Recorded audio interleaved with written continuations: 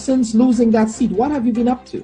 Now, Mr. Attorney General, this particular provision sounds unconstitutional. But why were there not consultations before moving forward with the proposals? Did they say what will happen when you guys get to St. Vincent? Because there are pressing social economic issues that I would want to address with you. In the hyper-information age of social media, the Bubb Report knows there is more to the story.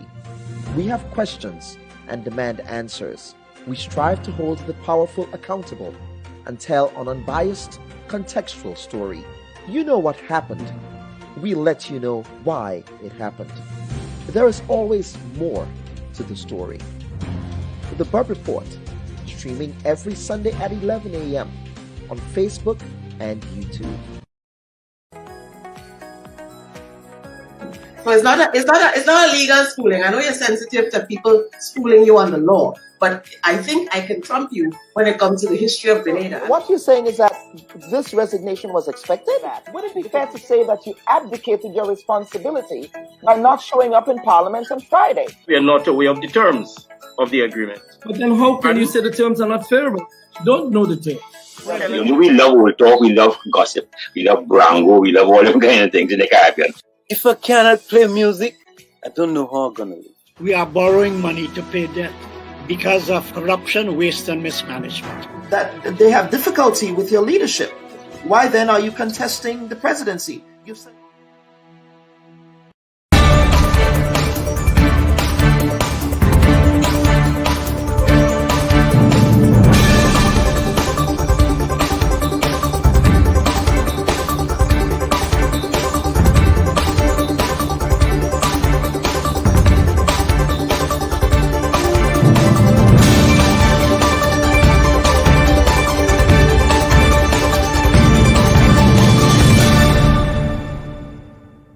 Torchlight Independent Media presents Grenada's only source for independent, unbiased, and well-researched broadcast journalism. This is the Bubb Report with Dr. Kellon Bubb.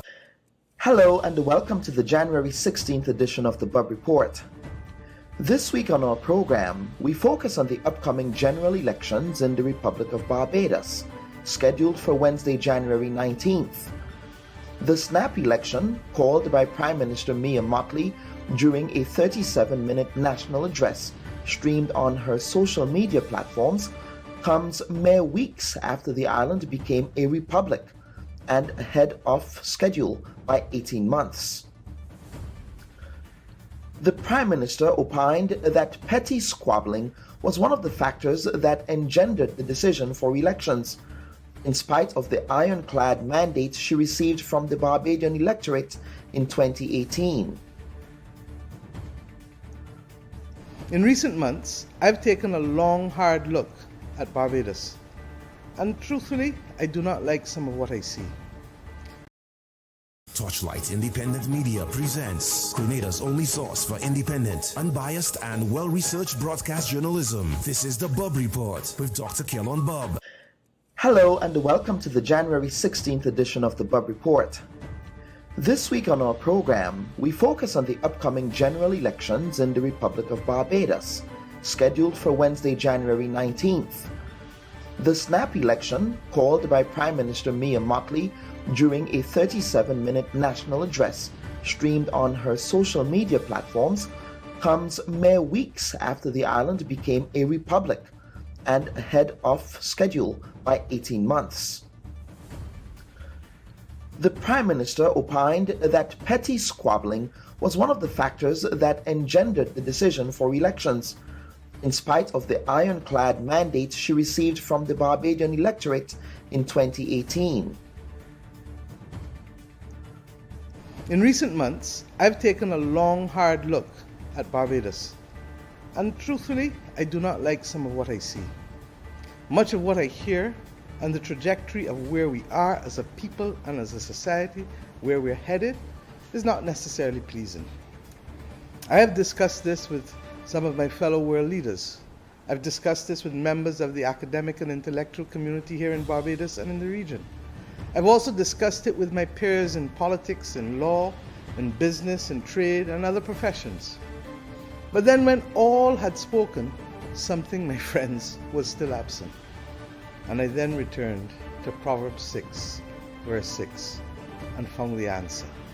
I needed to go and consult with ordinary people across this land.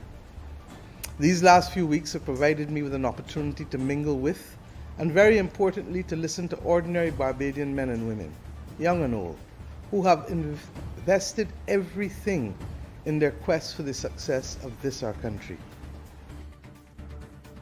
Motley, who is the leader of the Barbados Labour Party, has the historic distinction of being the first female Prime Minister of the island, as well as the Prime Minister who led the island through the transition from a British monarchical form of government to a Republican form of government.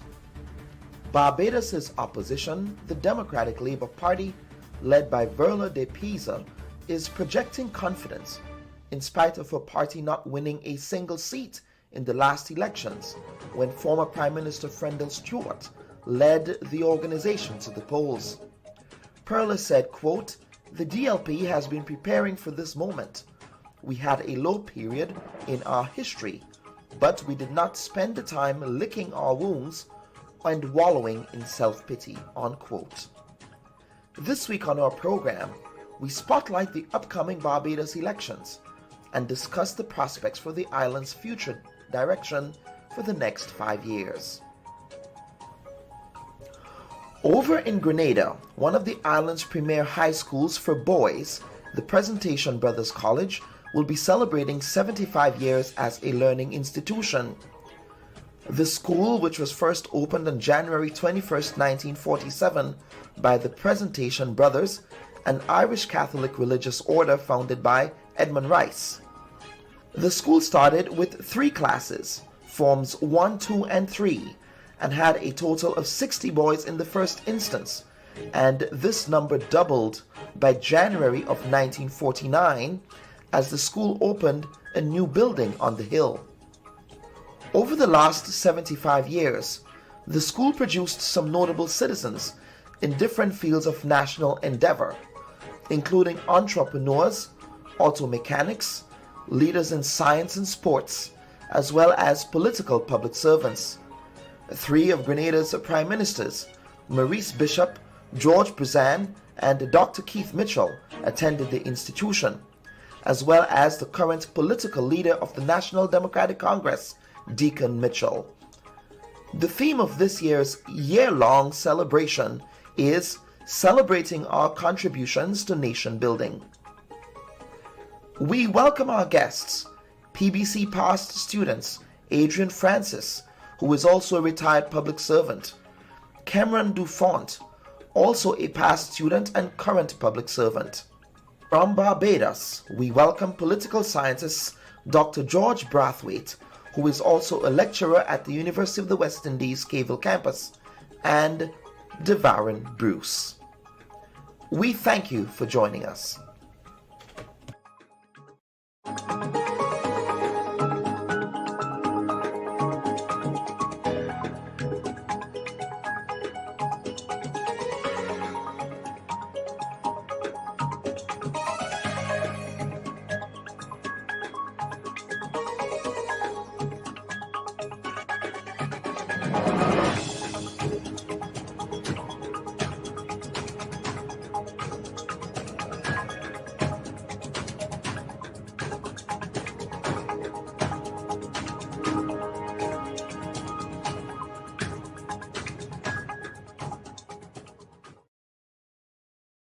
A pleasant good morning to our viewers and listeners, and we welcome you to the second episode of the Bubb Report for the year 2022.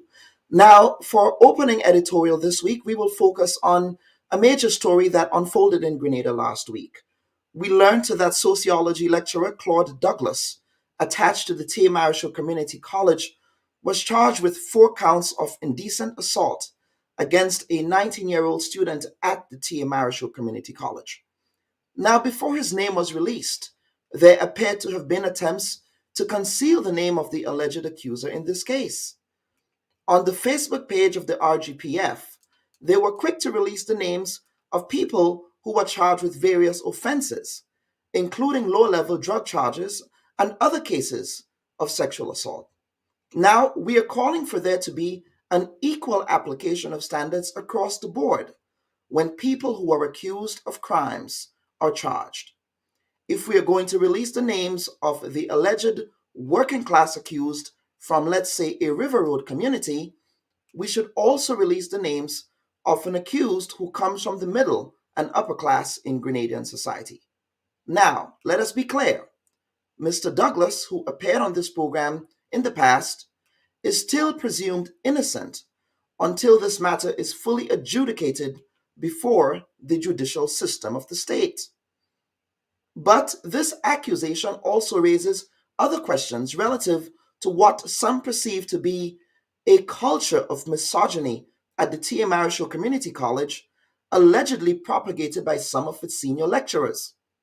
We here at the Bubb Report will be following up on a slew of reports we have been receiving on this issue in future episodes. But we will be watching this space as the story unfolds and promise to provide unbiased, critical, and investigative journalism on this issue. And at this time, I wish to welcome my first two guests for this morning's program, Mr. Kemon Dufont and Mr. Adrian Francis, both past students of the Presentation Brothers College. Now, this week, gentlemen, PBC will be celebrating 75 years as a learning institution in Grenada. So certainly congratulations are in order to the institution. And we are bringing you on here, gentlemen, because both of you are part of the celebrations committee for the year-long celebration. So I want to begin with you, Mr. Dufont. Tell us, in terms of this celebration, what would the year-long celebration look like, and does it fit with the theme that you've also articulated? Thank you very much, Brother Bubb, for having us on this program this morning. On behalf of the program committee and all the other committees functioning, I bring you greetings. As it relates to the theme for this year's celebration, is really celebrating our nation's contribution to national building, and we think it's very important for us to focus on the overarching picture, not just specific on scholars, but we want to look on the creative arts, the sports, all the different areas in which PBC will have contributed, even a special focus on agriculture and the fishing sector. And we're looking at the whole entrepreneurship, innovation, the various themes and so associated with what's current. What we also tasked is really to reflect on the last 75 years, look at where we're at today, and actually moving forward. Mm-hmm. So we have a lot of activities planned. We try and make sure it is intergenerational as much as possible to get persons from the beginning to now, and it's going well so far. Mm-hmm. And let me bring in Mr. Adrian Francis. Mr. Adrian Francis, you yourself a PBC past student. And what I would say about PBC past students is that they are found in every strata of Grenadian society. I think that is something that the school can boast about. It's not only about having political leaders and having prime ministers, but you find PBC students in public service. Both of you gentlemen work in the public service. One of you are retired now, Mr. Francis. But Adrian, tell us about really the spirit of the celebration. We'll be talking about the specific theme here around nation building. So could you talk to us about the spirit of the celebration? Yeah, really good morning, Carla, and good morning to all the persons listening to us, especially those in diaspora. Because as you were saying, alluding to before, that you're gonna find PBC guys in every aspect of life. I mean, not only locally but regionally, internationally. I mean, yourself is a case in point. And as then there's also Dr. Bradford and other persons. I mean, that as in diaspora, because I think there are more people in diaspora living in diaspora than what living in Grenada presently. Mm-hmm. What I'm saying, the team is just apt. Aptly suited, I mean, for a scenario. After 75 years, I mean, PBC have produced lots of sons, also daughters anyway. There were at one time a population of girls from SJC and other schools that came to PBC. As a case in point is, I think, one of the PBC alumni USA, is also a member, or who's a member is also a member of went to PBC. In terms of what we're going to have anyway, in terms of that we are trying to ensure that we rope in everybody that went to PBC, because what we have done over the past years in terms of the 50th and 60th anniversary is that it didn't encompass everybody. But this 75th anniversary seemed to be locked in people all over the world anyway. People as far as what I think was Germany, there's somebody in London anyway too. And we are hoping at the end of this, or at the end of this we are able to ensure that we capture all the old boys there, to ensure, because there are varying skill sets that we hope to capture, we like to capture, and we ensure, I mean, that we would at least be able to highlight what areas, as we say, that we contributed to nation building. We want to make sure that the fact that we have the statistics at the end of the day to show you that these are all areas and all facets of life that reflects, I mean, that PBC, you can find a PBC guy being involved. Mm-hmm. Now, what will be happening this month? Now, the 21st of January would be a significant date. I believe that is the date that the institution was open. Not I believe, I know this, the date that the institution was open. I understand that there is an event on that day. Can you guys speak to what is happening on that day, please? Okay, let me just kick it off here. The 21st of January, I mean, it's a historic day in Grenada's history also, not only to open up PBC, but PBC, I mean, take a spotlight anyway. It was on that day in 1946. It was that day that the brothers from PBC, 1947, the brothers from PBC came from Ireland. And it's so sad. I mean, those days we didn't have this thing like the Concorde and the jumbo jets and the 747s and the 777s. They had to travel by ship to get to the Caribbean. And it took some time, and some of them didn't make it to the Caribbean, but so happened that they made it for the school opening in January. As you said, they had 3 terms anyway too. And as you alluded to, Edmund Rice, I mean, his legacy at least remains in the Caribbean, whether it's St. Lucia, Grenada, or Trinidad and Tobago.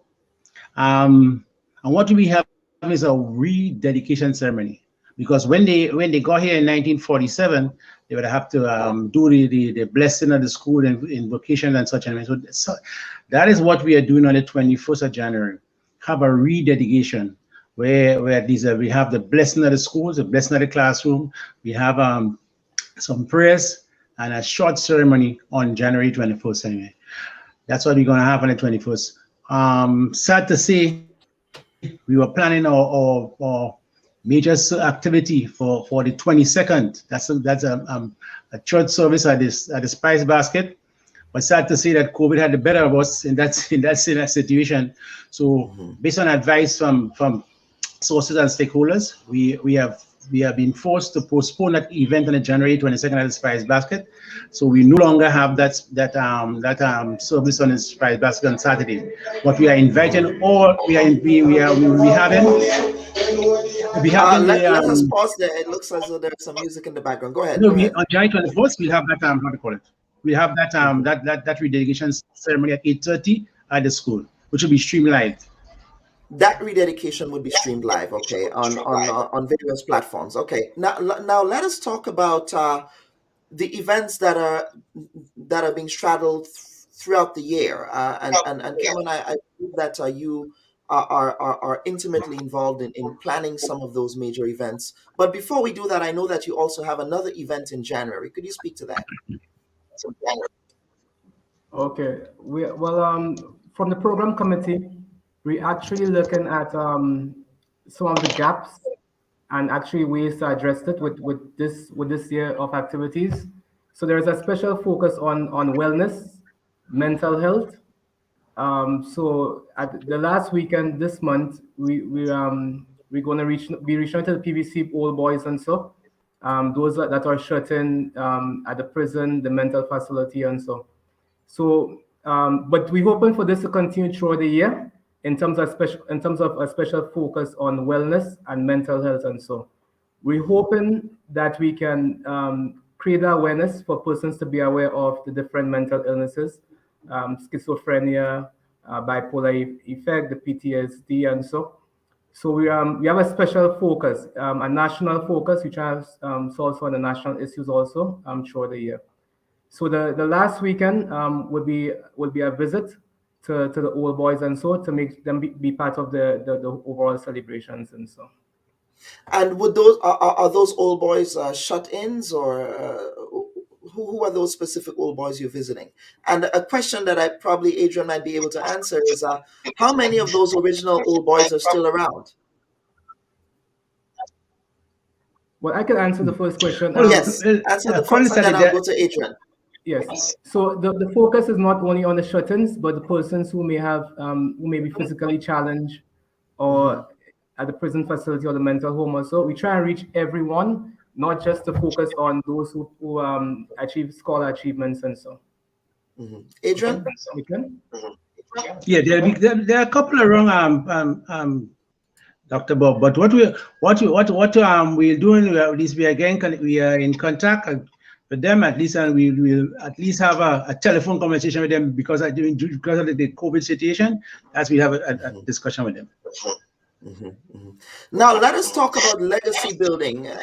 What are your plans to ensure that after this 75th anniversary is gone, that there is something that comes from this as sort of legacy building? And I want to get you gentlemen's thoughts on that. Well, let me just come up here. First, as I said, okay, I must take this opportunity to congratulate the PBC alumni USA. I mean, the organization of the PBC, the alumni have been in effect for a long time and have provided lots of assistance to the school. We are hoping was one as a takeaway from the 75th anniversary, the formation of a past student association, and most of like Montreal and also too in London we have there, and even Grenada here. We like to have a functioning past student association. Right. Also, as I said to you, there are a number of students across the diaspora, yeah, who have various skills. So we are hoping at least to get all these skills and that possess and put it together. So at the end of the day, that we could consult. We also to build additional friendship and friendship between school, because you may have gone to school, Kellon, and you may have gone to school with some guys and have never seen or heard anything of them. But during this 75th anniversary, we have found a lot of reconnection taking place. So these are the things I mean, and then some of the program, like the WellX program that Cameron mentioned there, it wouldn't be for the 75th anniversary, because some of the guys are so excited that we have called them and saw them. You never knew that they went to PBC and so these are the things that these are legacy that we want to continue. Mr. Dufon? Yes, thank you. So in terms of legacy, all the projects that we embark on, we look for the sustainable aspect of it. So one of the bigger focus is actually reskilling and upskilling. So we're hoping, I'll use the choir for instance, we're hoping that the choir that has been existing for a few years is able to actually record their songs, do the production. We're trying to focus a lot on also the skills that's needed for this modern world, for the current workforce. So we're actually doing a lot of refocusing in terms of the legacy. As I mentioned before, the farming aspect, the fishing aspect, various type of aspects. So it's not just the opportunities we had back then, but we're actually looking for legacies by creating opportunity for persons to take up those opportunities and obtain livelihoods and create legacies wherever they go. Now, how can past students get involved? Is there a registration drive? Are there plans afoot to ensure that various past students from different decades that attended the institution are involved in a number of the activities that are taking place for the year? So could you tell us about how that is going to play out over the next 12 months? Yes, in terms of the registration drive, it's very important for us to create the skill set database. So we pretty shortly we'll be having information available on PBC website and all our social media platforms. We'll be engaging with persons locally and in the diaspora. But we're asking persons whenever the website is launched to go online and actually register. So that way, once we're able to know our skill sets, then we can proceed.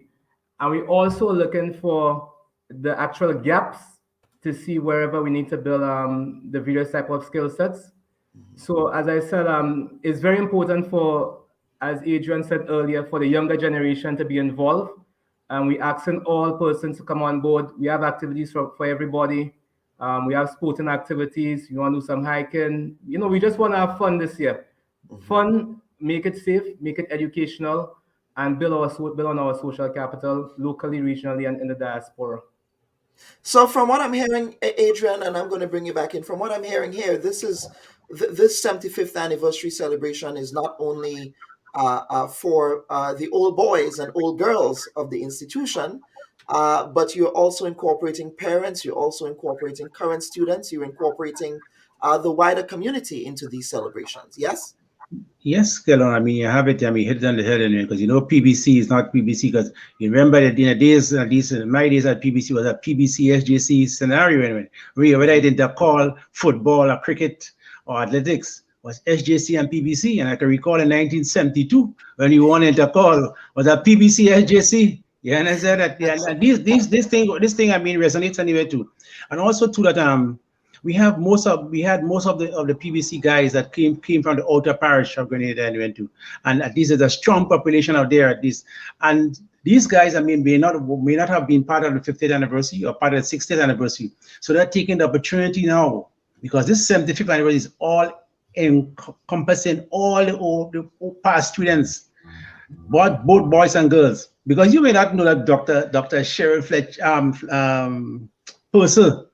Yeah, he's a medical doctor in the USA. That she went to PBC. Yes, and along with her sister, there's also Dr. Sonia Nixon who passed through PBC. So there are lots of them who, you know, that in the diaspora, in professionals, I mean, because in those days, I mean, PBC had the chemistry and physics lab, which SJC didn't offer.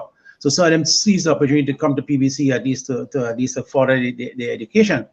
So these are the things, I mean, that we're looking. So as what Cameron is saying, we have decades. We have the decade of the 60s, the decade of the 70s. So persons who went to school in the 60s, at least will have an opportunity to meet their friends. At least whatever you encounter, have discussions of your days at PBC, which will have very, very interesting days at the talk shop, the days at the lawn tennis court and such an event too. They will meet and discuss the event, and they would say what activity they want, in a sense, and then we at least would facilitate that activity. That is very good. Now, somebody's saying in the comment section, they're asking if PBC want Intercall at some point. They didn't know this. So yeah, we wanted to call in the same just as equally as GBSS. At time SAS was not in the picture as it went to PBC. In the days you have guys like the same guy in New York, we call him as tall things with Lewis anyway. We had that. We had Maton, we had this year. We had F.M. Maton, rest in peace, anyway too. We had Kenneth Well. Yes, we had the Lane brothers. You understand? These are the days, the glory days of PBC and went to. What you had 195 students to GBSS 769. You check the ratio there. See, you understand? They could have 3 students for a race, but we had 1 student. I mean, for every. I mean, for we had to run about 4 active events. That is the days you want. Like a David Goliath scenario there, right? Of course. They had the fastest student, but they could. There's a games master by the name of Mr. Gibbs, and everybody won. He was a jack of all trades. He was a cricket, football, athletics, everything coach. But he won. Is the amazing thing how we got these guys are going to do it and pull it off, and we went to. And I remember we had an activity at the call whereby the former Prime Minister George Bush always said, we separate the men from the boys. That's what the medley relay. And you really separate the men from the boys because PBC most times won that medley relay. That is some good history. I'm glad that you're educating. But we want to hear from our viewers and listeners. Those of you who are PBC boys, I would like to hear from you in the comment section. Please tell us what house you were in and what house you participated in. Now, in terms of the other question I have here, and that has to do with fundraising activities, financial support for these 75th anniversary celebrations. How can PBC boys, past students, get involved in supporting the 75th anniversary activities outside of the registration that you spoke about earlier? Well, Debbie is good. Go ahead, Adrian. There's a link. Okay, there's a link that we have set up, at least to take care of that, and we have to take care of that. And that will be persons, want to donate. At least we'll hear of it later on. And because let Clement come in here, because there's something called the Twitch on February. So he can tell it there and much more. Yes, Cameron, tell us about the Twitch event that's happening in February. Okay. Before I move on to the Twitch event, I just want to make mention that persons can contact the secretariat, which is at the school, and they can send emails to pbc75th@gmail.com. So you can contact the school directly, the secretariat, and also you can send an email, pbc75th@gmail.com. Yes, the Twitch event, that's one of the activities that we actually putting on, whereby we're hoping to connect all the PBC DJs throughout the world. We just working on some of the details and so, but we have great response from persons like Karim with GMGT and many other DJs and so, but we try to make sure it's educational and intergenerational, of course, because we have the PBC boys from alive from the 1960s come right up. So we try to make sure that it is very inclusive as much as possible. So we have the Twitch event carded for February 7th, Independence Day. We'll also be having a lot of games activities, sporting activities. Over the years, PBC has been doing well in terms of sporting, so we want to make sure that we highlight the sports and so. We also have a few panel discussions coming up in the first quarter, I must mention, to focus on entrepreneurship by Dr. Braffett. We also have a special feature with Dr. Didicus Jules, which will be focused on the family and the education, the Christian education and so. So we have a lot of activities coming up in the first quarter. We try and make sure that we capture a wide cross section, and all this information we highlighted during the Twitch activity in terms of the actual dates, the times, who to go to, the liaison persons and so. So on February 7th, we'll be having that activity, and we'll be providing a lot more information in terms of the upcoming activities and so. What time is that event on the 7th of February? We actually have to work on the logistics because the Independence Day is actually the same day, and it will be a virtual format. So we still working on the actual logistics since Independence is going completely virtual this year. Right. And the rededication ceremony, for those who, granted, of course, we know that we do have COVID protocols in place, but for those who want to perhaps join virtually, as we know it will be streamed virtually, what time would that event be? 8:30 a.m. Okay. On Friday, this Friday, January 21st. 8:30 a.m. That's Eastern Caribbean time, which will be 9:30 U.S. time. Okay. Now we have a comment here, Adrian, from Lydia James. She's saying, "What about you, Adrian? I didn't hear you call your name. What were you good at PBC?" Athletics anyway. Athletics anyway. I was good at athletics at PBC, and when she knows that it went to. Also, too, I like to remind her that PBC in 1964, PBC was the first and only school to have won a national tournament, cricket tournament. No other school has done that from there. 1964 only had guys like Jerry Date, Dr. Keith Mitchell, you understand, Raymond Anthony. That's what the PBC lineup went for, and they beat the best of GCC with Gresham, the best of Atoms, and all those clubs that we went to. The schoolboys, PBC won the 1964 national cricket title that we went to. That's why at the end of the day, that Prime Minister was able to be the youngest player to represent Grenada with the last tournament 2 years later to bowlers or off spinners. Very well. So we have some representation here. Marvin Philip Dominican House. Then we have Daniel Dubisset Dominican House. Coffee McDonald, Aquinian, all the way to the finish line. Paula Granger, Patrician House. And we have Dexter Miller, Patrician House. Then Seiko is saying, Fimba, my first year in PBC as a prep. I won both prep and sub-junior races from Fimba House. Aquanian Aquanian be done. My days were the champs in basketball and champs. Okay, so Kenrick Harper, Aquanian House. And we should give Kenrick Harper some honorable mention here. He is one of those people who are instrumental in managing the music program at the PBC. Of course, as we know, PBC has a vibrant choir. They also have a vibrant music program going. So, Kenrick, it's good to see you on the program today. Bob Marisher is saying, Adrian, do not leave out Ian Ferguson for table tennis. Kennedy Phillip, Dominican House. Of course, I am going to jump in as well. I am a proud member of Dominican House as well, so I'm going to add that there. But gentlemen, I want to give you the opportunity for some closing comments before we get to the next segment. Cameron, I will start with you, and then I will go to Adrian. Okay, so thank you very much, Brother Bob, again, for having us here. I just say it's 75 years. It's a lot of activities planned for the year. We're asking for everyone to come on board. Let's have fun. Let's build some great memories. Let's plan for the next 75 years.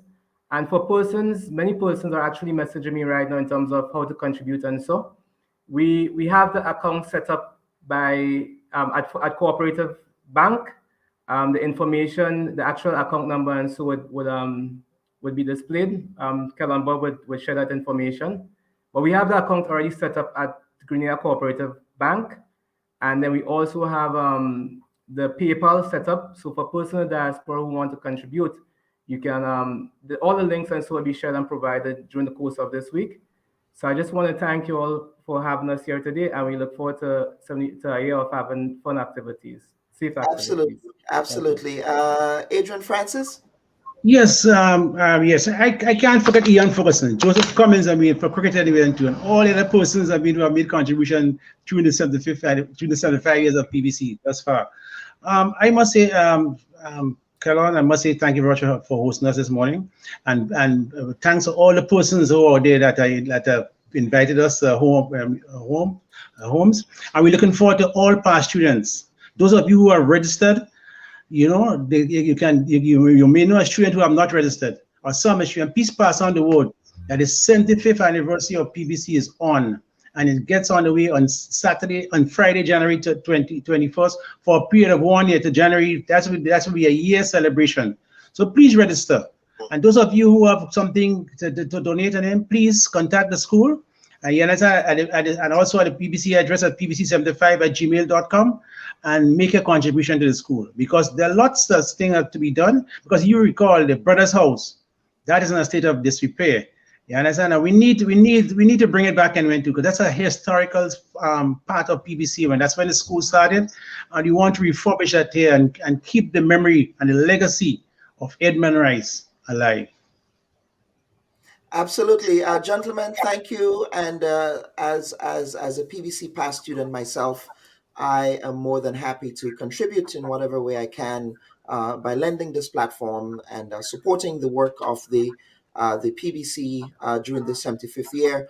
On a personal note, PBC played an extremely crucial part in my life as a teenager. I had a very difficult time as a teenager growing up in Grenada, and the PBC was a home away from home for me. It was one of the places that made me extremely happy, and I'm extremely grateful for the foundation that I received at the institution. So giving back to PBC is one of my personal life's work, because I know the power and the impact that education can have on one's development. So gentlemen, thank you. And we will be getting quickly on to our next segment. Grenada's boys are we. Yeah, and leaders we must be, eh? And as leaders we must be. That's right. Okay, and we have one final comment in from Robert Ortiz saying, very interesting segment. For example, I had no idea girls once attended. Thank you, Dr. Bubb. Thank you, panelists. All right, gentlemen, thank you again, and we will keep in touch as we celebrate 75 years of Presentation College. Listeners and viewers, please stand by. We will be coming back for a final segment of the day. So it's not a legal schooling. I know you're sensitive to people schooling you on the law, but I think I can trump you when it comes to the history of Grenada. What you're saying is that this resignation was expected? Would it be fair to say that you abdicated your responsibility by not showing up in Parliament on Friday? We are not aware of the terms of the agreement. But then how can you say the terms are not favorable? You don't know the terms. You know, we love old talk, we love gossip, we love brango, we love all them kind of things in the Caribbean. If I cannot play music, I don't know how I'm gonna live. We are borrowing money to pay debt because of corruption, waste, and mismanagement. That they have difficulty with your leadership. Why then are you contesting the presidency? And welcome back, folks, for our second panel segment of the day. I'm happy to be joined by two citizens of the newly minted Republic of Barbados. I have tremendous pride when I say that because I believe Barbados has taken the right decision with respect to decolonizing their system of government. So I welcome Dr. George Brathwaite as well as Mr. Devon Bruce, both here who are coming to provide some commentary on the upcoming elections in Barbados, which is scheduled for this coming Wednesday. Gentlemen, welcome to the Bubb Report. Good morning, and thank you very much for the invitation. And good morning to my fellow panelists. Good morning to Grenada and the diaspora. And good morning to all Caribbean people. Absolutely. Now, gentlemen, Dr. Brathwaite, I want to start with you. Now, Prime Minister Mia Mottley received an ironclad mandate. We're talking about a clean sweep situation in the last election. In her announcement recently, announcing the election, she spoke of what was perceived to be mutiny in her camp. How did we get from a situation of having coalescing support for Mia Mottley to a place where there is disunity in her camp? Dr. Brathwaite? Okay, I am glad that you asked the question. However, I think it is a very fallacious question in that Mia Mottley is nowhere on record as suggesting or indicating or implying that there was mutiny in her camp.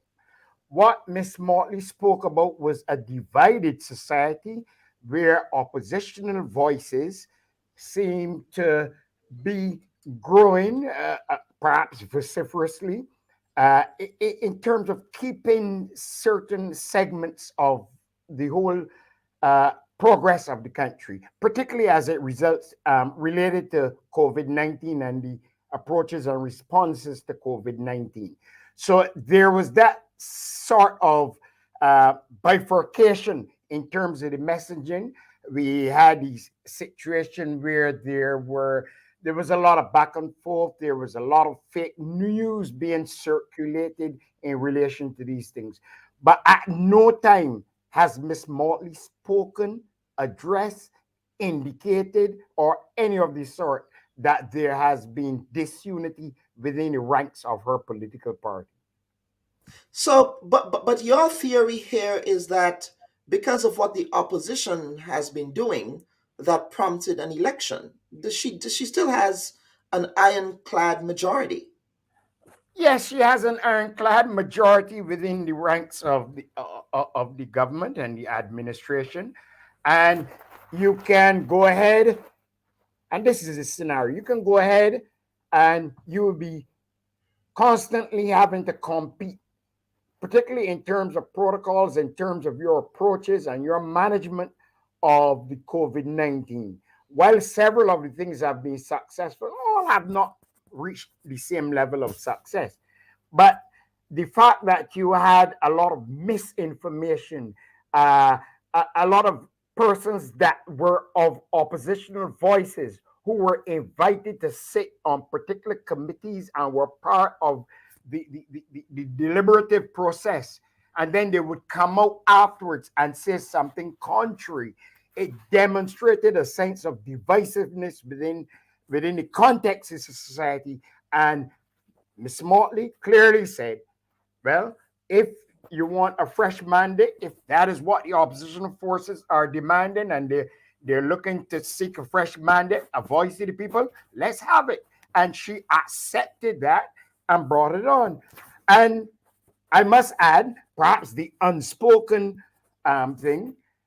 And this is where you come down in terms of statecraft. Under the Westminster system of government, and certainly as practiced in Barbados, the calling of elections is the reserve of the prime minister. And the key is to do it strategically. Now, we had the last prime minister in Barbados who, for one reason or the other, decided to take it to the further extreme. So when you balance things, it was Miss Motley's prerogative. She recognized things that she didn't like in the society and decided she would give the people, that choice to either say, look, hey, we had enough of you, or we need whatever. But she would give the people the voice. And the opposition was caught off guard in that you had only one defection from the Barbados Labour Party who defected from the Barbados Labour Party within the first 10 days. Within the first 10 days of winning a seat on a Barbados Labour Party ticket, who sat in Parliament, claimed opposition leader of the opposition, and for 3.5 years was unable to mobilize the type of following that one would expect from somebody who wants to call themselves political leader and leader of the opposition and stuff. So the reality, you had a lot of misinformation and really a clouding of the realities that were impacting on Barbados. Mr. Bruce, let's get your thoughts on reading the tea leaves on Mia's decision to call the elections. Now, Dr. Brathwaite is rejecting the notion that there is mutiny and disunity in her camp. What say you? Well, first of all, thank you for having me, and a good afternoon to your audience at home and abroad. And I would put this in the context of, it is not new in the Barbadian society or political context that political leaders are challenged. You had Miss Motley being removed in 2010 as the political leader of the Barbados Labour Party. You've had challenges to Prime Minister Stewart. You've had challenges to Clyde Maskell, who was the head of the Democrat Labour Party. You've had challenges to Prime Minister Sandyford. So the context is one where this is not anything that's surprising or new. And I would really add to that by saying that we've seen early indications that the Prime Minister was concerned about her camp, given the size of the cabinet. You had a cabinet that amounted to about 26 persons, I believe it was, out of 30. And it was the largest cabinet in the Caribbean and in the region, I believe. And the idea around it, or my analysis would say, is that is someone who's concerned about a large backbench for a reason. So you bring those persons into your cabinet and you use the ministerial salaries, if we're being honest, to keep persons in check. So those were early indications that there were some concerns on her part regarding that matter. And then you have instances where there were other deflections. We mentioned, for instance, the current opposition leader, but there were also other individuals within the party who have come up and spoken against many things in the Prime Minister. We have the current ambassador, I think his name, Trevor Prescott, for instance. We have George Payne, for instance, who have publicly came out and said things that are contrary to the government. We have Sonia Brown, for instance, a backbencher, who has been quite critical of the government. And you have the idea that there is no disunity is actually quite interesting of an analysis. So I can't completely agree with that. And for instance, we have an editorial in one of our, or two of our local newspapers today, one of our confidants of 50 years, who have switched sides from the Barbados Labour Party, a former senator, and joined the Democrat Labour Party. This is one of our strategists, longtime friend, literally 50 years, that came over and said that things are different on the Amali administration. So there is deflection. Well, you actually preempted because I have that article teed up here to go, and I'm actually going to share that article right now for you gentlemen and get you to respond to this. As you said, it was in the local papers in Barbados, but that is former Senator Lucille Moe, I believe is her name, yes. She says, quote, "It has gotten so bad, to be honest. Regrettably, I've become afraid of Mia Motley. I am afraid of her. I am afraid of someone I used to think of as my little sister. It is not just me that is afraid of her. A lot of others are too. but they're also they're so frightened to talk because they're afraid of what will happen to them. I know doing what I do, I've sealed my fate, and she will come after me, and I know exactly what is going to happen. And that is fine. I've decided somebody has to speak out, and let it be me, unquote. Those are her words. Those are, Dr. Brathwaite, that's a very damning indictment of the leadership style of the Prime Minister of Barbados. That is only a damning indictment if you want to use Devron's word, throw away the context. First thing, let me just correct something that Devron said, because he suggested that there were 26 members drawn from those persons that won. No, at least 3 were members of the Senate who never faced the electorate. Okay, that's just clear. And Lucille Moore is one. This is a person that grew up not always in the same political sphere. All right, because her father, she grew up in a Democratic Labour Party home, and it was her father, I'm going to give you a little history, who snatched Mia's father from the bosom of the Barbados Labour Party and carried to the Democratic Labour Party. Right? I don't know if Devron is aware of that in the history. Moreover, I went to a boys' school in Barbados, and I remember my first flogging there was, you must not tell tales. I had reported a matter to the headmaster, and I got flogged for telling tales. My first, and I say that to say this. When I started hearing rumblings from public servants that I would interact with about the manner of engagement or lack of engagement between Lucille Moore and the very persons working in her office or directly under her. And I said, perhaps I should draw this to the Prime Minister's attention. But then I said, no, I'll mind my business.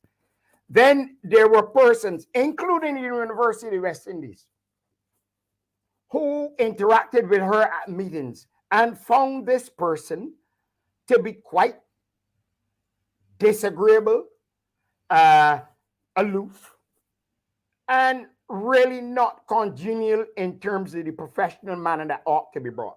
I didn't carry any messages to Miss Morley, but I am sure, and there's clear evidence that those things happen. So this was not an outstanding minister. She is an outstanding political strategist. And I want to emphasize that, because part of what you're seeing in the editorial today and part of her comments are also a part of a political strategy to help a Democratic Labour Party that has been on the back foot. So that is why I mentioned her, the relationship in terms of a father. That's why I mentioned how she was perceived by public persons and public and private engagement with her. And that is part of the strategy. And that is, it helps to build the demand or the statement out there from the opposition that to vote for a strong opposition. The reality, Barbados needs a strong government to transform it and carry it forward. Now, you've not heard, he mentioned Trevor Prescott. Trevor Prescott has been a Pan-Africanist. He was a member of the government sitting in the Owen Arthur administration. And sometimes in his parliamentary speeches, he was critical of the very Prime Minister. So there's nothing new, nothing has changed. George Payne is and has always been a rather outspoken individual. He was chairman of the party, and Mia Motley followed him. But one would also recall that when Mia Motley was the leader of the opposition and George Payne had pledged his full support for her, it was part of a collusion at that time, and this is part of party politics. And he was able to be part of an Owen Arthur brigade that eventually took down Mia Motley and saw the return of Owen Arthur. So these things are not new. A political party is a vehicle. It has its many arteries within there, its many groupings, but fundamental thing that keeps it together is that philosophical grounding. And the philosophical grounding for the Barbados Labour Party is that whole notion of the social fabric, social welfare, and the whole notion of social democracy. Errol Walton Barrow, the father of Barbados' independence, was a member of the Barbados Labour Party, and he drifted away and started his own party. So we're not saying anything new. And I will just end by just reminding you, part of the current strategy of the Democratic Labour Party is to use these things to garnish what lingering support there may be out there as part of getting a place back in Parliament, because their record, certainly between 2013 and 2018, is nothing to write home about. It is nothing, it is everything to be ashamed about and everything inglorious, as opposed to what the former Prime Minister said last week. And Miss Moore, understanding her personal failures and the lack of the necessary competence as a government minister, is now want to say anything that will come, and it will not work. You have not heard all these returning members from the Barbados Labour Party. You've heard Jeffrey Bostick, who persons want to attribute Jeffrey Bostick of having a qualm, and the Right Honourable Jeffrey Bostick, I heard him endorse Mia's leadership and the vision that she has for Barbados only this week on Wednesday night. So I am saying, we get the fallacious, we get half-truths, and we bend it. And the easiest way in these small societies is to target that leader and knock down that leader. And I see nothing wrong with that as a political strategy. But I'm saying Lucille Moore would have to come honestly and directly and say everything. And she must say, how did people in her own ministry and the public servants across Barbados and private sector people that she interacted, how did they perceive her? And they did not perceive her in the best light, certainly in terms of being able to communicate in a cordial way. And Mr. Bruce, I'm going to bring you back here. Would you agree that it was a stroke of genius on the part of the Prime Minister, Mia Mottley, to call a snap election? Some analysts are saying that she caught the opposition with their proverbial pants down, right? The fact that she called the election right after Barbados acceded to becoming a republic.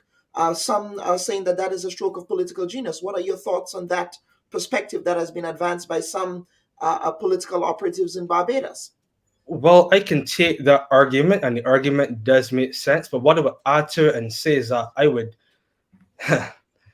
Mimoli has, in essence, jeopardized sure for unsure, because what we knew for sure is that she had another 18 months where she had 29 members in Parliament on her end. Now she has called an early election, and she has thrown things up in the air, and we don't know whether or not she will regain such a high majority. In addition to that, she has actually emboldened the Democratic Labour Party, because in essence, now you have a situation where there are a couple of seats that the Democratic Labour Party can likely win in the next election. And the fact that she has called that 18 months earlier than she needed to, in essence, strengthens the Democratic Labour Party. And if the Democratic Labour Party returns to office, then it has several benefits, for instance, such as the subvention from Parliament that can help fund it. Then she would have a genuine opposition that would challenge her going forward. So I thought it was very interesting that she was talking about this unity in the country, but decided to call an election, which in essence not only creates this unity, but also after the election is had, is likely she's going to have an opposition that's quite stronger than she's currently facing. So some may call it political genius. By the end of the day, I think she has shot herself in the foot in many ways and actually reduced her political strength over the next 18 months because she's threatened sure for unsure. So let us now segue into a conversation about the issues that are defining this election campaign. Of course, we know that COVID-19 is a major one. We know that issues around vaccinations, vaccine mandates is another issue. We also know that the socioeconomic challenges that the Caribbean is currently confronting, of which Barbados is not immune. And I'm speaking here specifically of unemployment. I'm speaking here specifically of high cost of living. I'm speaking here specifically of fuel prices and what that looks like. So what issues has been prominently featured in this election campaign. Dr. Brathwaite, I will start with you and then I will get back to Mr. Bruce. There's an issue related in terms of the management of an unprecedented situation regarding COVID-19. By most authoritative accounts, including leaders of other countries, leaders within CARICOM itself, the United Nations, PAHO, WHO, you name it. Barbados has done quite a good job under the prevailing circumstances. Again, I said the part of the disinformation has fed into the rationale for one to call the election. And it becomes one of the issues again. But for me, the issue that is being spoken about in terms of the Barbados Labour Party and one or two others, but it is being understated, is the whole issue of the economy, the practical and realistic things that we have to do, the fact that you spent over 600 million on COVID with by far smaller national income. You are in a situation where you borrowed money from the IMF. You're in an IMF agreement that needs some revamping and renegotiating. And all of those international players have been supportive of Barbados under the astute leadership of Ms. Motley. But we are hearing, again, the opposition, some oppositional voices muddy the waters and try to throw this fear factor into the equation. I do not understand how Barbadians could consider going to the IMF and getting loans and doing reasonably well, and having to pay about 1% can equate to the previous administration going to Swiss Bank and paying at 13.5%. But if there's magic in that, under the last administration, Barbados would have had to bear with 23 downgrades. We used to be at CCC minus. Now we are back in the B grade. We have been getting support from the IADB, the World Bank. So to me, these are some of the issues that really need a little bit more ventilation in terms of debt repayment, GDP, how do we reprioritize or prioritize certain many of the development needs, and particularly with the aging population and some pressures to the INS. But the way it is coming out as fear factors. And particularly one last week was quite disturbing, coming from a former minister of tourism, when he wanted to lash out at the current administration, the fact that planes were not flying into Barbados loaded with passengers for the last 2 years. I want to know if he was on Mars rather than on Earth, because this is something that was happening across the world, not only with planes, but also in terms of cruise ships and stuff. And I came back into Barbados only less than 2 weeks ago, and now we are seeing, up to yesterday, there were 20 planes on the tarmac at one time. So we are seeing a rejuvenation of that. But how could a minister want to lampoon the government and box them in using that? So I think there has to be credibility and truth. And then all of that comes down to leadership. And we are not seeing the type of leadership in terms of, you didn't see it from Atherley, you're not seeing it from Verla de Pisa, you're not seeing it from several of the others that masquerade as political leaders. They masquerade as political leaders in an attempt to get popularity, rather than be realistic with the people, understanding that they are representatives of the people, and there has to be a certain sense of credibility and integrity coming with that leadership. You've said a mouthful there. Mr. Bruce, let me get you to respond. You probably see it differently in terms of the issues that are defining the landscape of this election. I would not say that I see many of them differently. I think Dr. Bradford is correct in highlighting several of them. For instance, Barbadians are very concerned about the debt, whether you're repaying at 1% or 10%. You've still borrowed $3 billion in debt over the last 3 years. It has to be paid back, whether at 1% or 10%. Then you have a growth prospect that's not looking very good. So you have a circumstance where you have to repay debt, but there is no growth. The Barbadian economy has not grown since 2017. COVID has certainly come in the way and threatened that. But again, we're not seeing the necessary investments going forward that can project growth and a healthy economy going forward. So those are some of the concerns. And then the reality is that the livelihoods of persons have not improved in many ways. And the Prime Minister admitted that. She's around the place talking about the vexed vote. There's a reason why people are vexed, because the realities of their lives have not significantly improved when it was promised. We understand COVID has come along and gone into the way, but at the end of the day, the government still had this considerable amount of revenue at its disposal. The Barbados Labour Party has brought in more revenue as a government than any other government in Barbadian history, and that is a fact if we want to talk about facts. So the reality is that unemployment has increased significantly. The cost of living, inflation, but the central bank has said has been gone up about 15% at least in the last 3 years. The economy is not growing, and these are the realities that people have to face on a daily basis. So yes, they want to see discussions happen around the economy, and I think that has not been really properly discussed. And the reality is that we are not seeing the necessary investment from where I see it anyways, that are necessary going forward. Some other things that came up through the election would obviously be the leadership style of the Barbados Labour Party.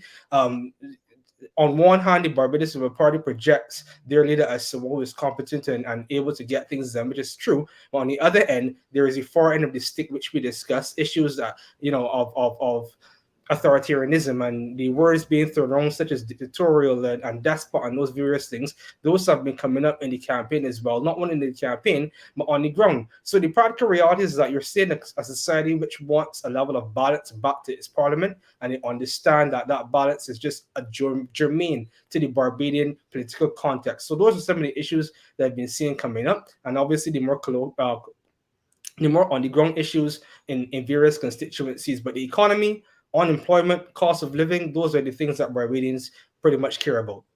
Now, Mia Mottley is well loved and well liked throughout the Caribbean and perhaps throughout the world as well, as she is an international rock star in some quarters. Some even call her the Prime Minister of the Caribbean. Some in Grenada, for example, muse at the notion that perhaps Mia Mottley should be the Prime Minister of Grenada.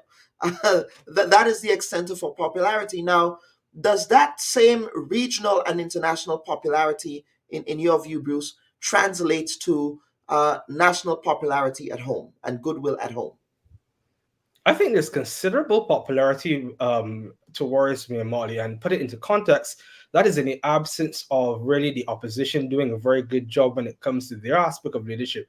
They've been absent from the government, for instance, for the last 3 years. They've had leadership challenges as well too. So the context is one where there is no alternative to a Mia Mottley, even within a party.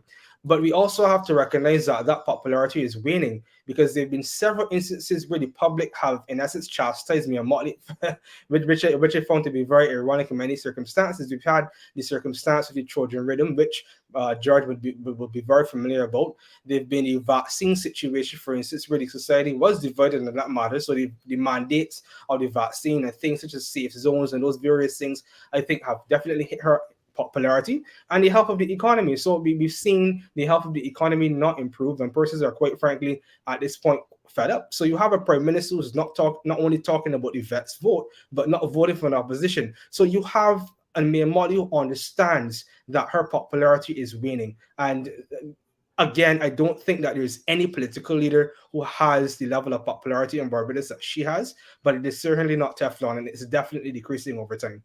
Mm-hmm. And we have a comment here, and I'm going to bring Dr. Brathwaite back in, but we have a comment here from a commenter, a listener is saying, one of the things I'm hearing about the opposition in Barbados is that people who are COVID positive will not be able to vote in the next election. I would like to know if this is constitution denying one to vote. This is all fluster, but I think what he's trying to say is whether or not this is a constitutional imperative.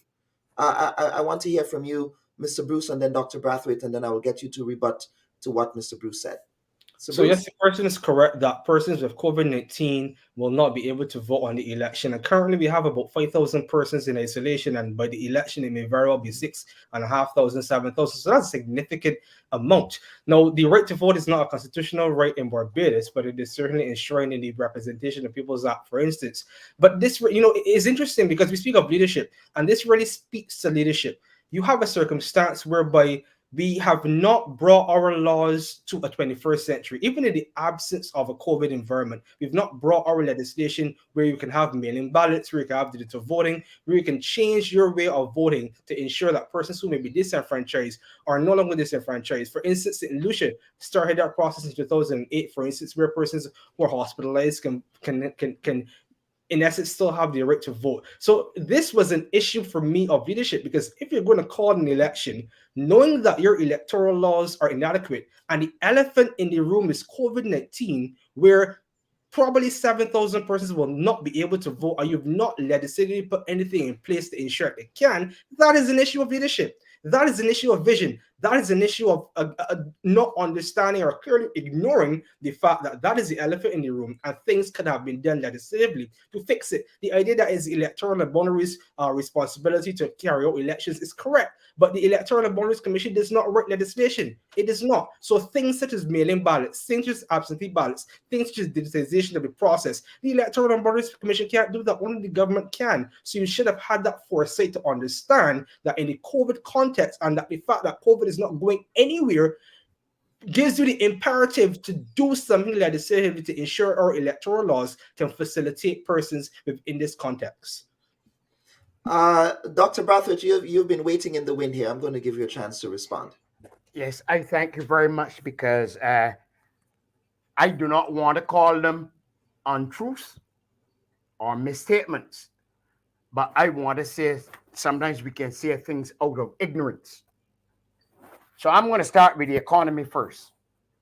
It is a lie, a blatant lie, to suggest that the Barbados economy has not grown since 2017. Wrong. The Barbados economy grew in 2019 and in 2020, both positive results.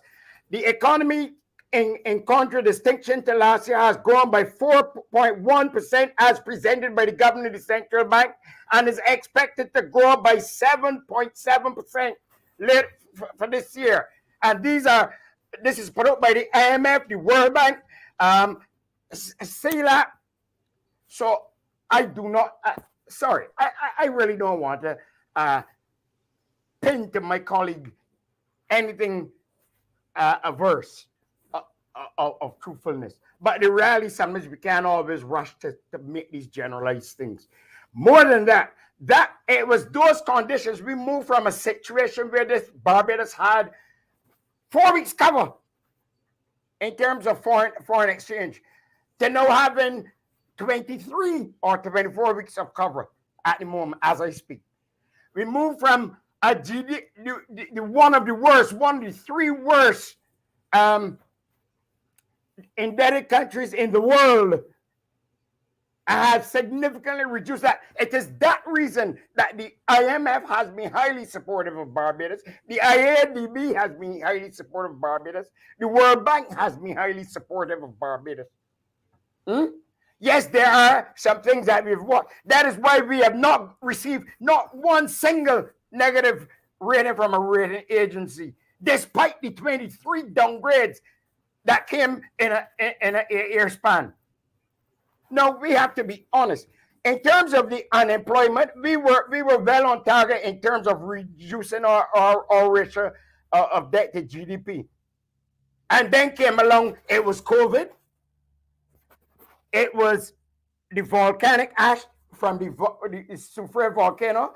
Then there was a freak storm that damaged many homes and stuff in Barbados. And then there was a hurricane.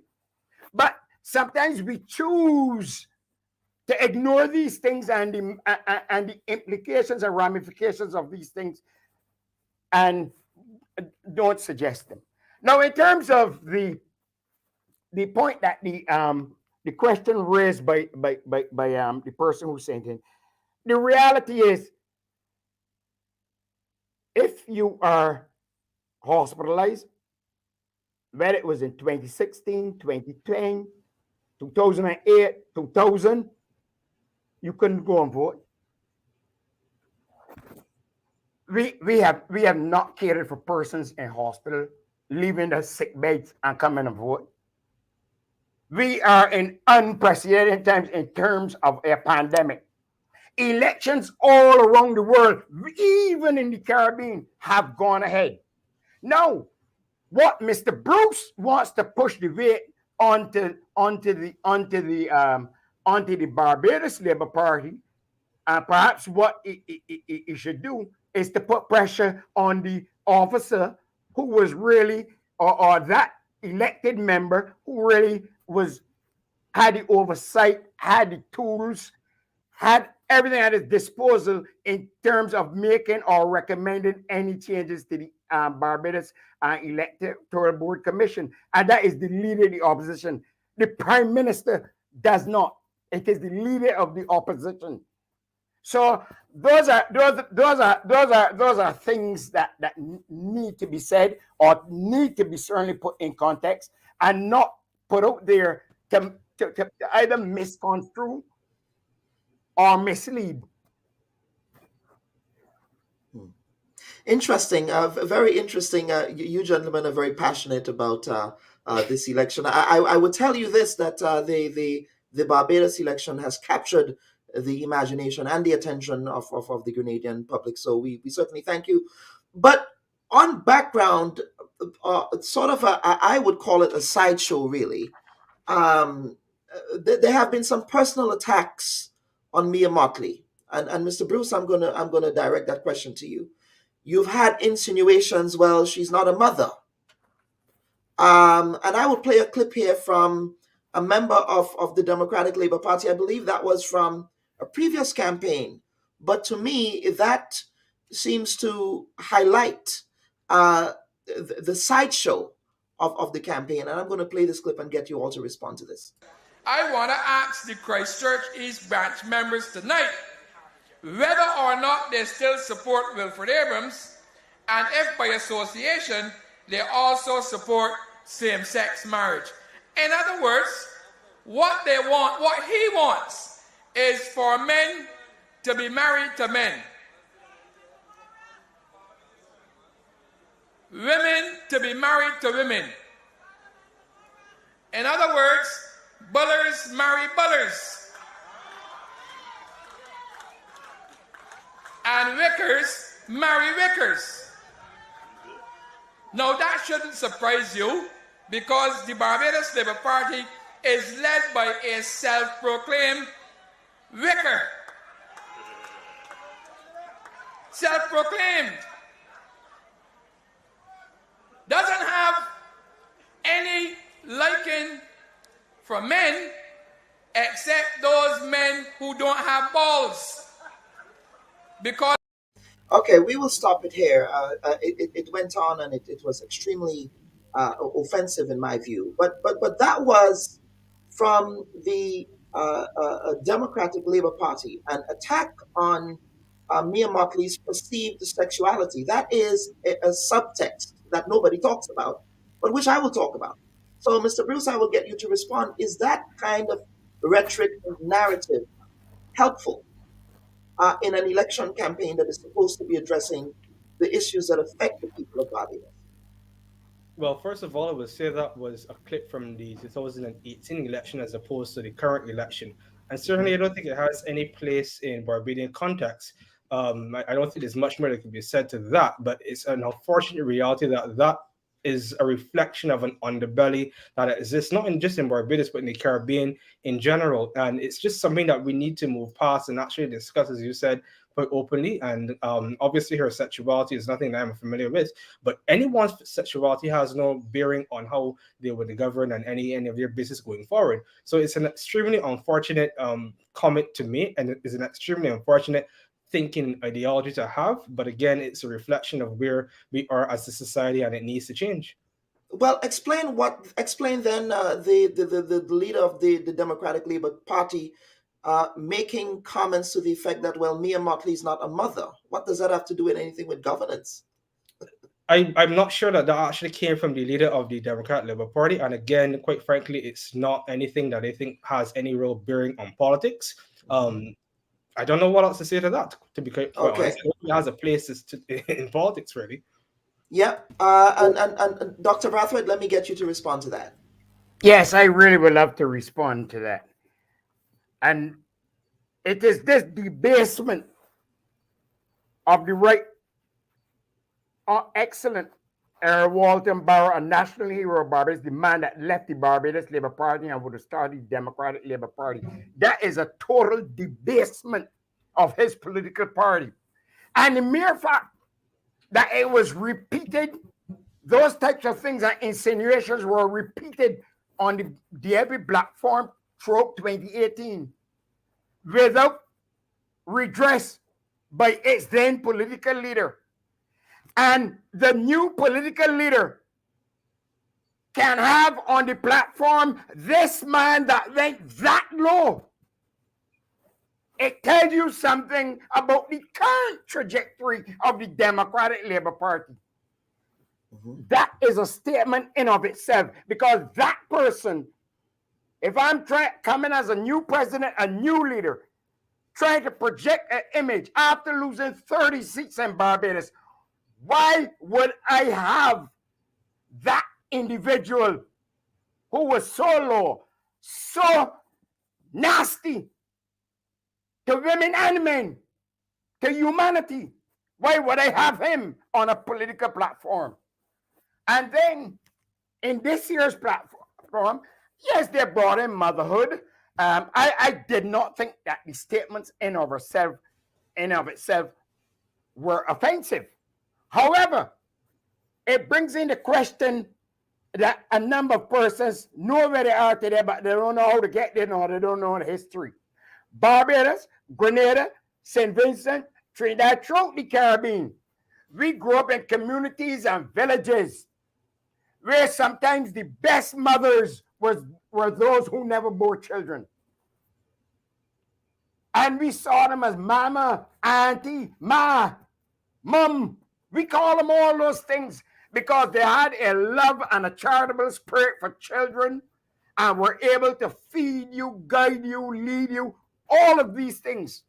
So I'm suggesting that even carrying forward with the Democratic Labour Party as currently constructed, and the fact that you've had pockets of repeats of such sentiments, it tells me that there is no contrition from the Democratic Labour Party about that vulgar and disgusting behavior, and they should be kept out of Parliament, even if you decide that you're going to put in independents or put in one or two from the smaller parties. I have no disagreement with that, but not from the Democratic Labour Party, whose leader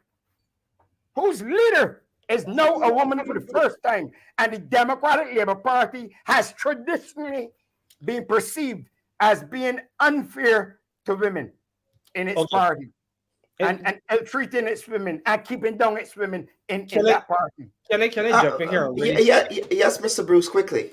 This is not a reflection of a Democratic Labour Party. This is a reflection of its society. You have homophobes in the Barbados Labour Party and the Democratic Labour Party. You have misogynists in the Barbados Labour Party and the Democratic Labour Party. The parties pull from the society. It pulls from the society. You have homophobes in the world. You have homophobes in the world. But it is a political party that takes a principled stand. Let me finish. Dr. Brathwaite, let Mr. Bruce finish. Let Mr. Bruce finish, please. Let me finish. You have a circumstance where the political leader has said several times up to last night that is not a reflection of her personal views or the views of the party. And you understand, George, how elections at the party level works. The president does not have full control over the entire process. She cannot determine who is elected at the constituency level or not. It was a circumstance where that individual, as far as I was aware, was in essence nominated prior to any reforms in the party because he understood what was necessary to get back in his position. So the Democratic Labour Party and the president herself has refuted those positions, and the party has not taken those on board going forward. And that's a reflection of our society. It is a reflection of our society. And it has come from both places because they can tell you, and I'm sure that the current Prime Minister has also faced the same type of behavior within her party. It has happened before. So the idea that it is some reflection of the Democratic Party is not honest, George. It is a reflection of a day-to-day living of people in Barbados, whether it is an election, whether it is a platform, whether or not anything politically is happening. That is the reality of people in Barbados, and that is the thinking of people in Barbados and the region. The region has to address it, not the Democratic Labour Party. Every single person in this region has to address that homophobia. So don't bring that about it's a partisan thing. It is the regional and societal defect that has to be addressed. Don't cast it on any political party. Okay, let us get to two quick questions, Dr. Brathwaite. Quickly, Dr. Brathwaite, yes. But we have to get to some viewer comments. To be slightly hypocritical because the reality is that we have homophobes in every society all over the world. The reality is, if you are the political leader, there are certain rules and ethics and procedures that will take place on your political platform. And if you are actually leading, that is what will be mandated, and that will be the rule. That is how it will proceed. And I'm suggesting it is a reflection on the Democratic Labour Party. I say that directly, and I say it because they have not refused to even apologize. And when Reverend Guy was the one who was willing to come forward and do it, they said no, rejected him. I am saying okay, so, silence is a matter of condoning. Mm-hmm. Okay, so let's get to some viewer comments. Margaret Francis saying, it's interesting that you should play this clip because I was wondering how much of the opposition's attitude towards Mia's leadership is related to her gender, because a man behaving in the same way would not be attacked in that manner and would not be seen as being strong and decisive. What are your guest thoughts? Except both leaders of both parties are women now. So, but let's get you to respond to that viewer question. Dr. Brathwaite, and then I'll go to Mr. Bruce. Okay. Yes. I would say I share a lot of the sentiments. I even share the attacks that have been projected against the leader of the Democratic Labour Party, president of the Democratic Labour Party. A lot of them are foiled in clothing of male chauvinism, and it directs things in terms of gender. But the reality is, women in Barbados have been outstanding. And when I think that the president of Barbados is a woman, the director of public prosecution is a woman, many of the high posts in government and elsewhere are women, and they have done fantastically well. I think you judge people based on merit and performance and those things, and not whether it is a man or a woman. So I personally, and it is for those reasons, it is for those types of reasons that I can say that Verla de Pisa has fought back she's fought back a long-serving general secretary who decided that he would cross the floor and now come and canvass with the Barbados Labour Party. People don't want to talk about these things. But the reality is, it is unfortunate. And that is why if you're looking for a more inclusive Barbados, you have to bring these things on in a real discussion and deliberate them. And what we see sometimes in terms of attempting to gain the popularity radar, you have one or two parties or one or two leaders in civil society that will be hush-hush and won't discuss these things. So I said bring on the discussion. Yeah, absolutely. And that's what we're trying to do here. Mr. Bruce, I'll get you to respond to that observation by one of our viewers. And I'm in general agreement with George that, quite frankly, the gender of any individual should not determine whether or not they're successful or they still have leadership and those various things. And that's something that has to be addressed. And again, it's indicative of a society. It's not indicative of any political party. And that has been my fundamental argument. Both political parties draw from the same society. the overtones of the Barbados Labour Party will be different from the overtones of the Democratic Labour Party because certain overtones will undermine their leadership. You have a female as a president, or rather a prime minister, a political leader, and the discussion around things such as sexuality as well. Those overtones will not be the same because it undermines that leadership. But let's not pretend as though the people don't exist in the Barbados Labour Party too. They certainly do. It's one of the reasons why she has removed in 2010. The overtones are going to be different, but the realities are going to be the same. It's the same society. Okay, let's get to another viewer comment. Question: does the Barbados Constitution allow for a republic without a referendum or an act of parliament? You want me to go first again? Yes, Dr. Brathwaite, please. There is no way on the books of Barbados calling for a referendum or anything. Okay. That's the first thing. In terms of an act of parliament, there were acts of parliament making, and that is one of the reasons for having a strong government. You have a 2/3 majority, and it is easier to make amendments. Although, as we have seen, certain things can be then defeated in the upper house by unelected members. So that's a reality. In terms of, I believe in deliberative and participatory democracy. I believe in people having a voice. The substantial change that was made in Barbados was the fact that, hey, they've had commissions before. I am one of those persons. I do not have a problem if it was open to more discussion. What I do know is, and historically it proves it, is that a lot of the overarching discussion and debate and the turn fro, it leads to delay and stalling, and things never get done. Miss Motley is a very proactive woman, and once there was agreement within her cabinet and they had the benchmarks coming from the Constitution, everybody know that Barbados would prefer to swear allegiance to their own than to a queen in England. Look at what is happening with the royal family right now.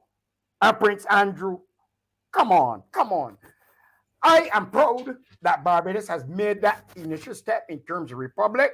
I actually look forward to the discussions in terms of what reforms and what further changes can be made to the Constitution or to enable the Constitution to properly represent the will of the people.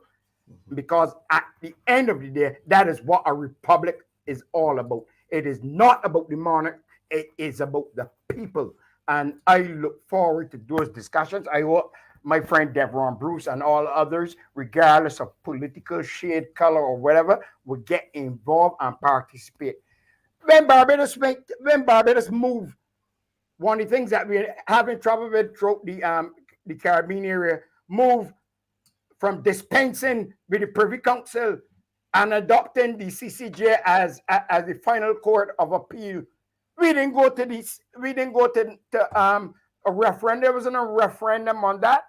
And the political parties were able to recognize that that was in Barbados' best interest. Now, I know that since then we've had Dominica, and I know that one or two countries are really looking forward for that discussion to re-emerge. Grenada went through a referendum and as popular elected, having all those seats. The good doctor didn't win that referendum. And when I spoke to Francis Alexis, because I was in Antigua working at the time closely with Francis Alexis and Dr. Henry from Antigua, and we recognized the difficulty, and it is a mindset in which we still see this bondage to monarchy and to things represented from England.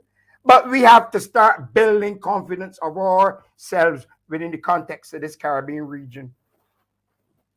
Gentlemen, we had a very spirited and respectful. This was a respectful debate. I hope that the audience in Grenada was paying attention. You can actually have these debates. NNP, NDC, and I'm speaking now to the Grenadian audience. Operatives from both sides of the political fence. You can come on the Bubb Report and have these debates in a spirit of respect. But gentlemen, what I want to do at this point is to give you an opportunity for some closing comments because we went way over time. But of course, as we know, a point of pride for Barbados was transitioning from bearing allegiance to an unelected white woman monarch in England to bearing allegiance to the service of the people of Barbados, where I believe legitimacy comes from. So, Mr. Bruce, I would start with you for some closing comments as we end our program today. Well, first of all, I would like to thank you for having me on this show. It really was fun tussling with George as usual. And for my final comments, I would say that, like George, I'm anticipating the reforms to the Constitution and the governance system and all the other things that we need to discuss to really bring Barbados into a 21st century. So I'm really hoping that that actually comes to fruition. We've heard many times before talk about change, talk about constitutional reforms and everything else, but I really, really hope that this is the time where it does come to fruition. So I'm looking forward to that period coming up, and I look forward to really contributing to those discussions as well too. So thank you again for having me. Absolutely. And Dr. Brathwaite? I thank you very much for the invitation and for having discussed these issues in a robust and passionate way, because I am passionate about politics. And for me, it is love of country, love of country. Mr. Bruce and I, we know each other and we have full respect for each other. So even if I indicated at some point, I want to just apologize. Not that he's a liar. I really want to say that he had a misunderstanding of the statement and projected that. Not calling him a liar. He's my friend. I respect him a lot. And he's a very promising and budding. I think he'd be one of the best in the region in terms of political analysts. In terms of Mr. Bruce, I wanted to cut you quickly. Mr. Bruce, do you have political ambitions? No, I don't have any political ambitions, but I keep being pushed in that direction. Well, I have a record of you saying you have no political ambitions. In case you do decide to get involved in politics in Barbados, I will play that clip. But Dr. Brathwaite, please continue. Yes, and in terms of yes, I hope we have more discussions so that we could come up with the best possible, most amenable constitution for the inclusion of all Barbadian people, regardless of color, sex, gender, race, you name it. And the other thing I am hoping for to see the continuation come January the 20th of the Barbados Labour Party administration. I think in spite of the challenges and crises and various things that confronted it, I think on a scale of 1 to 10, I give it a 7.5 out of 10. And in my book, that is anywhere in the region of A-, and it's certainly a passing grade. And I think better can be done. I think better will be done. Like Owen Arthur used to say, where there are problems, face the problems and fix them. That is my closing word. Gentlemen, thank you so much. I know it's probably past your lunchtime over there. Is anybody having some cuckoo and flying fish today? Not today. Okay, Devarin Bruce, thank you so much, political scientist, and Dr. George Brathwaite, who is a lecturer over there at the UWI Cable campus. Gentlemen, thank you so much for shedding some light and going into the weeds with respect to the upcoming Barbados elections, which will be held on Wednesday of this week. We will be certainly covering the elections in a post-election format at some point in the future, but we certainly thank you all for appearing on the Bubb Report. Viewers and listeners, let me thank you again for your active and avid participation on the program today. I wish to thank the previous guests who appeared. As a reminder, Presentation College are having a rededication ceremony this coming Friday, the 21st of January at the school. The event will be streamed live, and if you have an opportunity, please go up to the school to be part of that historic rededication ceremony as the institution celebrates 75 years of contribution to nation building in Grenada. On behalf of my producers, I wish to thank you, and I wish all of you a safe and productive week. Bye-bye.